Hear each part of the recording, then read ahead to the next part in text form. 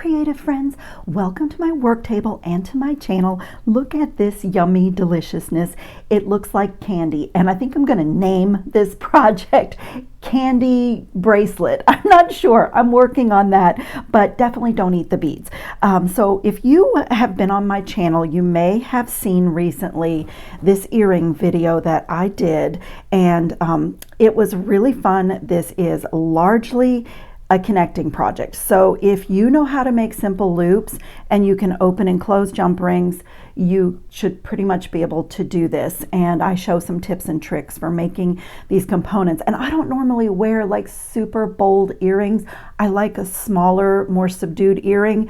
That being said, I keep wearing these and I love them, and they're just like happy and fun and flirty and so unique. And so I'm just so in love with this component that I decided to keep going with this design. So I am making a whole bunch, not a whole bunch, I think it's going to end up being about 7 components that look like this. And I am using faceted round Czech glass beads in 3 sizes. You need a 6mm size, you need some 4mm sizes, and then some 3mm in colors that you love. So I have kind of mixed this up. I'm going to do almost all of this off camera, but I'll show you how to do one component from start to finish and how it's all going to be connected. And what you see down here this on the side is an 11-0 seed bead, the same thing that I did on my earring. And even though that's a really small bead, when you're deciding on your pattern, if you are going to do this project, keep in mind that this is going to end up being a predominant color because it borders the component. And when you see what I'm doing with it, you'll see how true that is. So I have that one made, and I have several already connected. And I'm just like, oh my gosh, it's so happy. So I am playing with my clasp. I think this is going to work out with a bit of chain and my toggle. And I have done 4 of these, and I've alternated 2 different patterns. So I did this metallic pink 6mm bead on every other component, and then this beautiful sort of greenish turquoise on every other component. And that just allowed me to get in more colors because I love this little pop of green. I wanted a tiny bit of purple in this, some yellow, like all my favorite colors are in here. I even had some white Czech glass, like I had some left over from the earrings, but I kind of decided to pull the white out and just do candy colors. So, I mean, look at this, you guys. So for 2024, cuffs have really made a resurgence. And so this gives you a cuff style bracelet, although it's like the most fluid, amazing lengths for being so wide.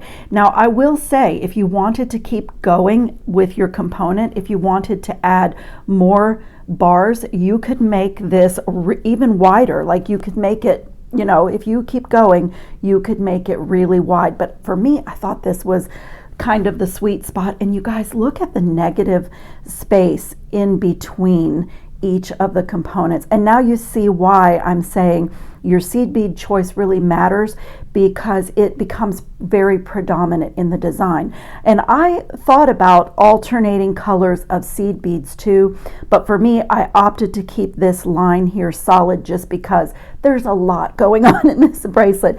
And if you notice, my components are connected by double jump rings that I made, and I'm going to show you how to do that.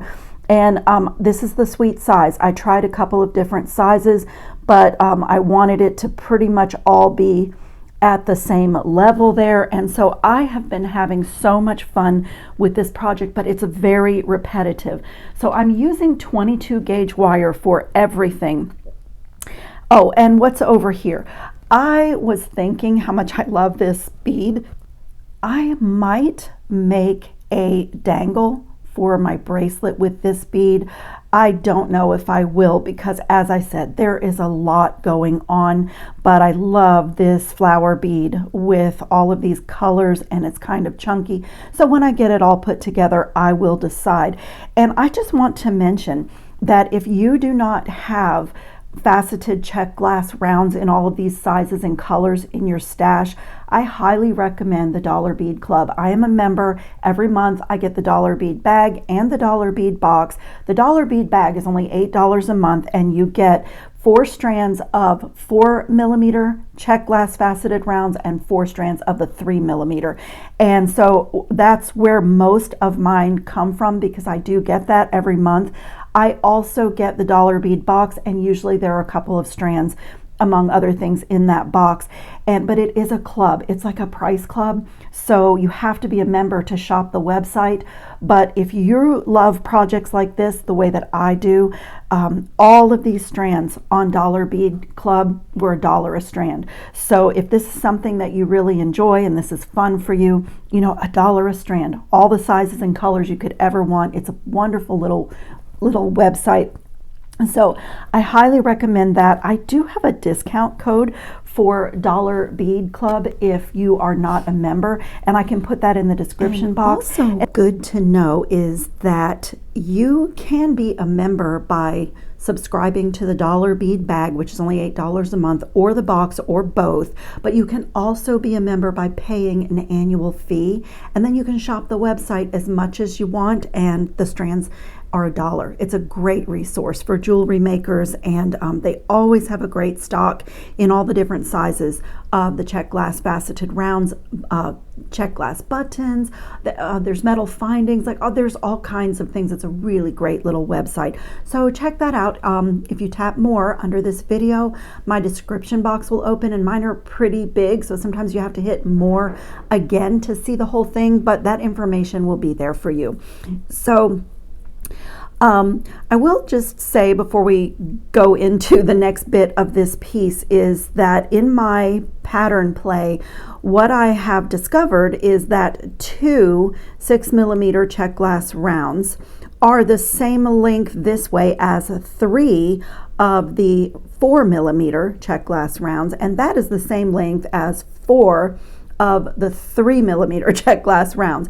So if you have to make components like this, maybe what I have worked out here will save you some time, because when you need 2 parallel lines, it's much easier to know that and go ahead and make these components. So these components are comprised of a simple loop, simple loop.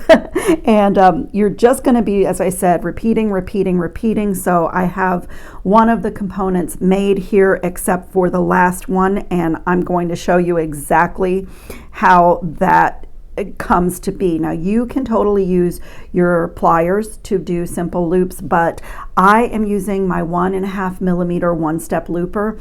This has saved my hand, and honestly there was so much looping going on here that even what I have done so far I was hurting a little bit, but this really saves my hand.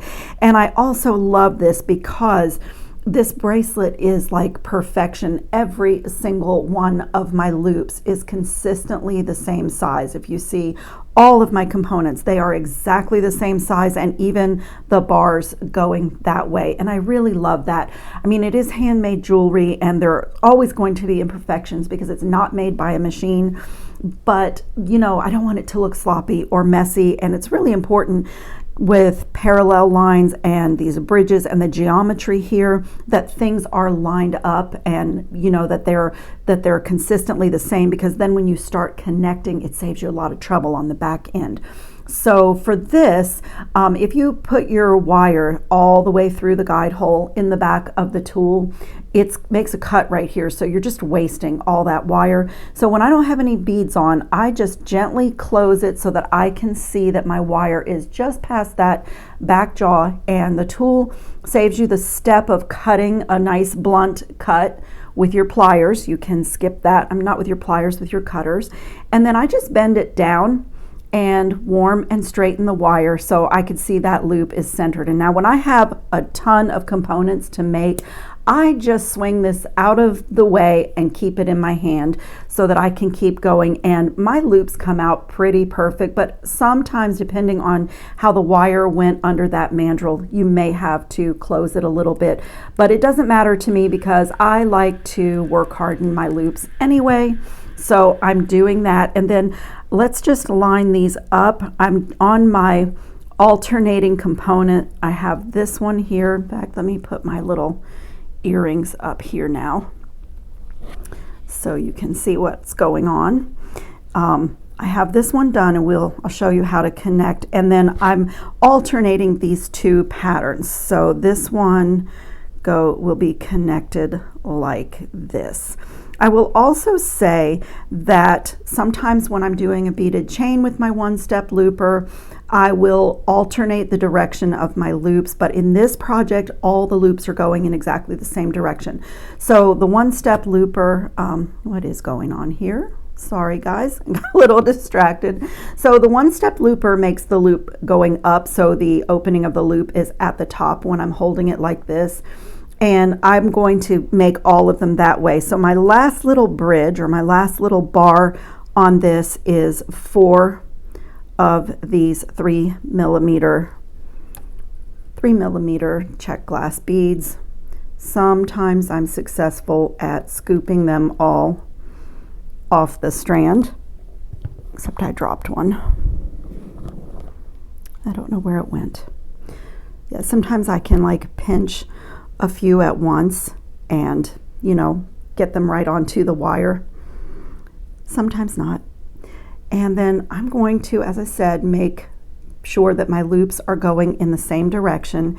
And if you've seen me do a tutorial on this before, then you've probably heard me say to gently close this tool and pull that bead away from the front jaw of the plier, but I'm not going to do that this time. I have found that with these smaller beads that if I close it with the beads right at the front, can you see it pulls away, and then as it closes, and I'm in control, I'm not popping this tool closed as I see some people do. I am maintaining control. Now I can pull it down before I finish closing, and now I can see that loop is centered with the other loop. It's closed, and if I feel that I need to, I don't, but if your loop becomes misaligned, you can take another pair of pliers, and when you take it away, you have another perfect, consistent loop. And I will, you know, I don't need to do anything to it, but I do like to open and close my pliers on my loop. So that little component is ready to go. And I am using the same 22 gauge wire for the bars going in the opposite direction. And it starts out the same way with a simple loop, fresh cut, bend the wire, smooth, warm, straighten, all the steps. Like I said, this project is fun, but extremely repetitive. And the difference with, you know, usually with simple loops, you will be opening and closing them again in your project. But on this one, once these bars are made, you don't need to open and close them again because I'm connecting everything with jump rings. And so I'm going to start with one bead here, and then with my loop facing down, thread that on, and then 3 beads in between each of these components.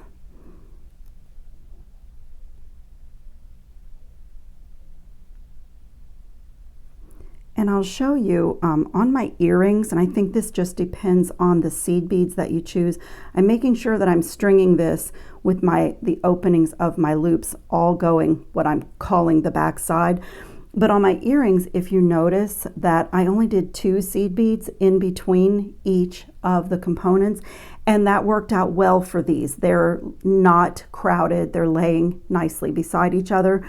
But on these, and I think it could be these seed beads because they might be from a different company, so they're slightly different in size, but the 3 seemed to be the sweet spot and really made this work. So that is what I did on this particular component, is 3 seed beads in between each of those bars, and I'm just stringing everything on in the same order that I've done my alternate component. This is the one with the turquoise bead, and I'll work my way up.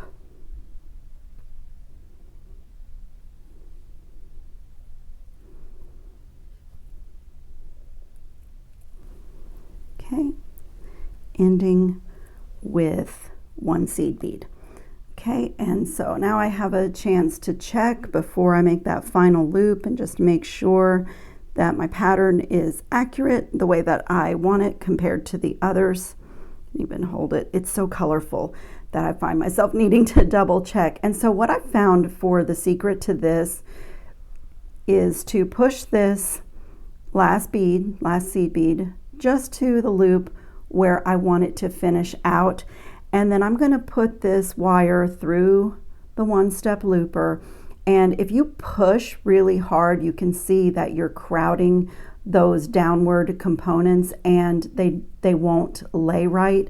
So I'm going to gently close the tool right where I would like that loop to be and let it make that nice cut. Whoops, flipped. Let it make that nice cut and finish the loop. Make sure that seed bead is out of the way and just pull that down. Harden that loop, and if I feel like I need to do any straightening or aligning, because I want this bar to be nice and straight, can do that at this time. And that side of my component is done. Now this is the tricky stringing side. I want to make sure that I'm laying this on my mat so that my open side of all my loops is facing down, and I'm going to get another piece of 22 gauge wire. Just going to do what I've been doing all along, just warm, straighten, and I'm going to put a simple loop in this end before I start stringing. I have a little pile of cut wire over here, and while it's in the tool, warm and straighten, make sure I have a nice straight bar to start out with. I got a perfect loop, but I'll just work hard in a little bit. And now what I have found is that it's best to leave this on my mat to get my second side in. So I'm going to pick up that first seed bead. It's the same stringing pattern as on the other side. And then run my wire through that first loop. And let me move the seed beads over here where I can get to them. Okay, and then pick up 3 seed beads.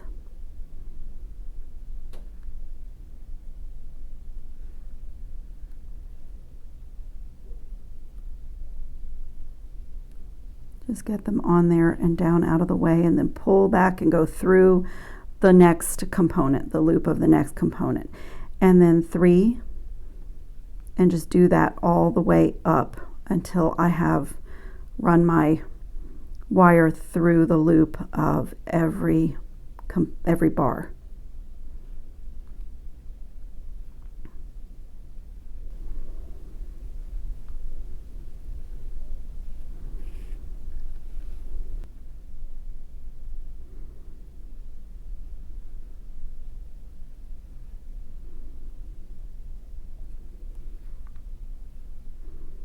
Okay, last loop, and I need 1 seed bead to finish out the pattern and let it drop down to my other simple loop, and just check everything because it's easy to make a mistake when you're repeating. And then same thing, I want that loop to be going up, and I'm going to put that wire through the guide hole of the one-step looper. And the same thing, pretend that that other part is not there. Just take your time, gently close this to help you to hang on to everything, just like that. And then I'm going to bring it over the top so that I can see, and just make that loop. Make sure that seed bead is out of the way, pull it down, get it lined up, and when you take it away, your component is done. And then you can check, to make sure that all your loops are lined up. Mine looks pretty good. Let me move some of these extra components. So we're going to make some jump rings because I am ready to connect these so that I can check my length and determine if I'm going to need another component. So I'm going to just take another piece of that same 22 gauge wire, and that's what I'm using to make the jump rings. And I'm going to show you my two tools that I love for making jump rings. So for this one, I'm using this 6-step bail making plier, and I'm using the second mandrel on this plier. I don't know the millimeters of this. I would have to like go back to my order to see what the different steps are because it's not marked on here. But I also love this one for making jump rings. I prefer this one actually because I can do a really long coil and get a lot of jump rings at one time, and this one just fits really good in my hand. But if you can notice, this one, the second step on the 6th step, is a tiny bit smaller than this one, and believe it or not, for this piece I preferred this size. So all of these jump rings here, the double jump ring, that is the size. That was the sweet size for me. So I am not going to be using this one, but I love this tool. I'm not going to be using it this time because there was a slight difference. So it's going to be the second largest step or the second to the smallest step on this bail making plier. And same with that wire. I'm just going to put it in between the two so that this is flush here. Whoops, wrong side. No, that was right.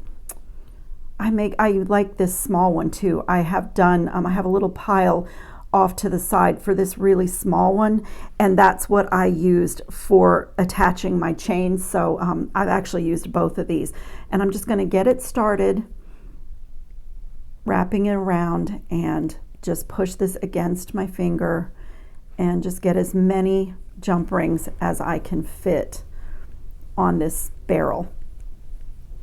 Okay, so that's about all I can fit. That's why I love that other tool, because I could keep going and use up my whole length of wire and not have to start over for more jump rings. But in this project, that was the size I really liked. And then I'm just going to take the flush side of my cutters and right where I started coiling, find the end of the wire right there and just snip one ring at a time all the way up in as straight of a line as I can get.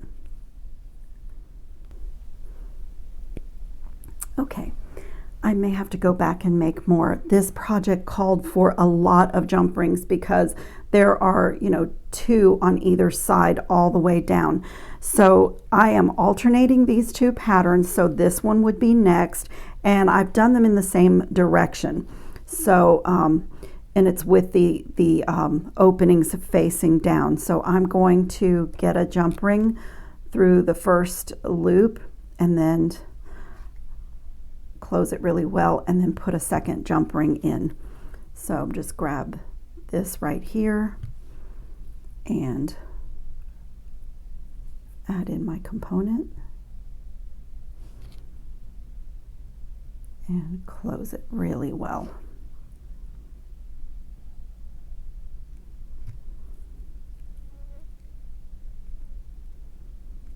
I even like to put my pliers on the inside and work hard my jump rings too. And the same thing on the other side of this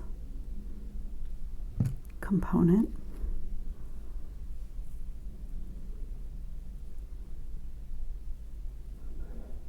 Just have to make sure that you're connecting on the right side of the loops there so that it lays flat, and it looks like I am.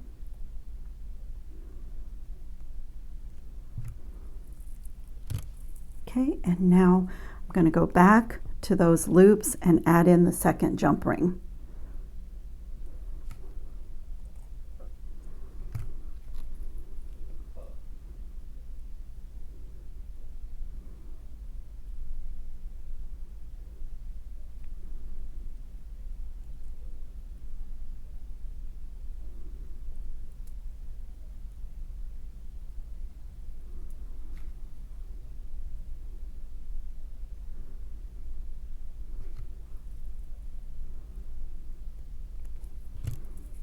Okay, see, I just love that. See how much better that looks?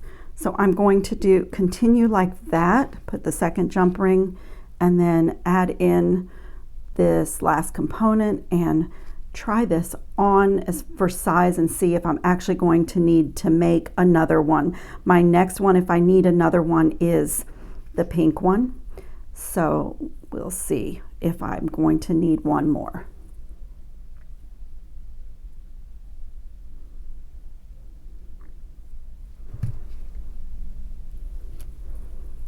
Oh, wow, this is so gorgeous. Let's see.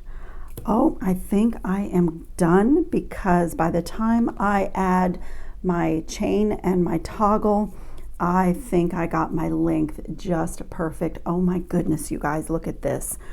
Okay, let me clean up my mat a little bit.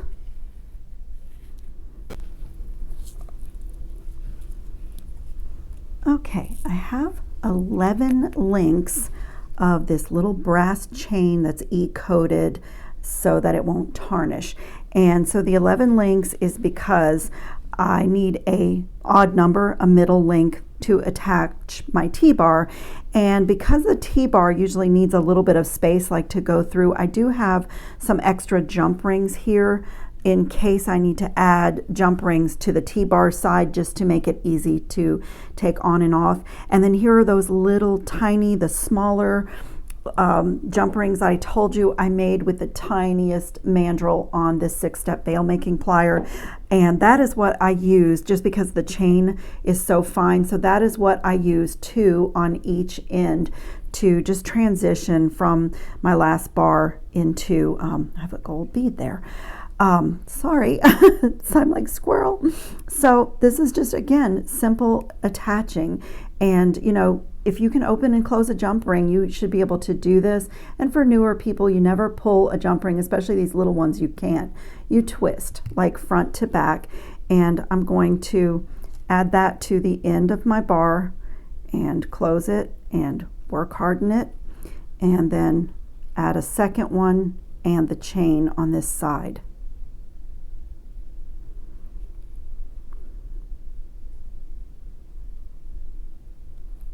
Now just slip my chain on there. These small jump rings can be a little challenging to close. You just really have to, there's not a lot of space for your pliers. So I use Xuron pliers and they're pretty small, but you do have to, you know, kind of hang on to it. So let's do the same thing on this side.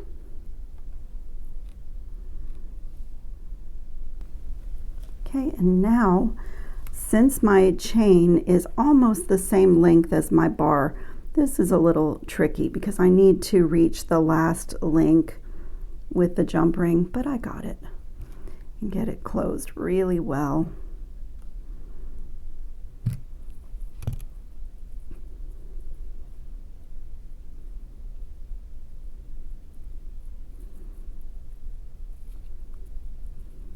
Okay, and now I just need to find the middle length, the middle link with this small jump ring, and I'm going to go ahead and attach the T-bar and try this on, and I will see if I need to add more jump rings, and I can see that is not the middle. Okay, let me just try it on and see if it's going to be difficult or easy to clasp. And yeah, I do need a little bit more length. Oh my goodness, I love this. I do need a little bit more length. So what I am going to do, whoops, got it stuck. What I am going to do is open this small jump ring and add these 2. These are the other 2 that I made. I sort of expected that because that's just the nature of a T-bar. It needs a little bit of space to turn sideways and get inside the circle part of the toggle.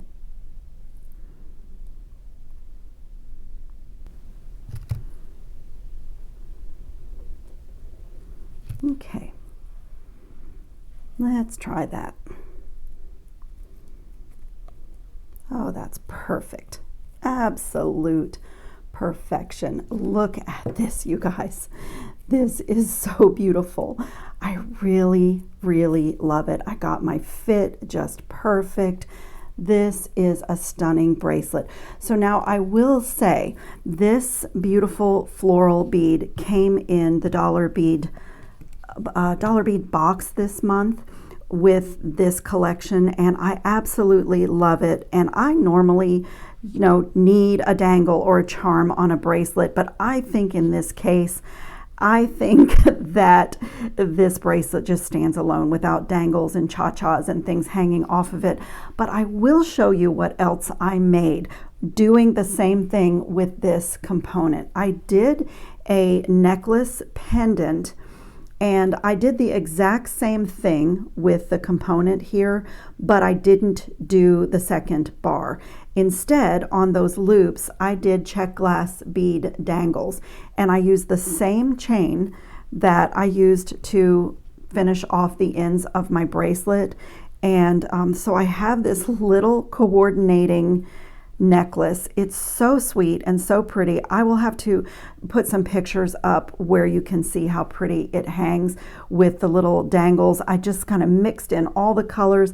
I put a little magnetic clasp so it's easy on and off, and maybe I will even do a pendant. This is fairly short. This sits like right at my collarbone, so maybe even a pendant that's longer, a necklace that's longer with this hanging beneath, so do them as layering. I don't know, I love this flower. I love that it's two-sided, but I think it's not going to get used in today's projects.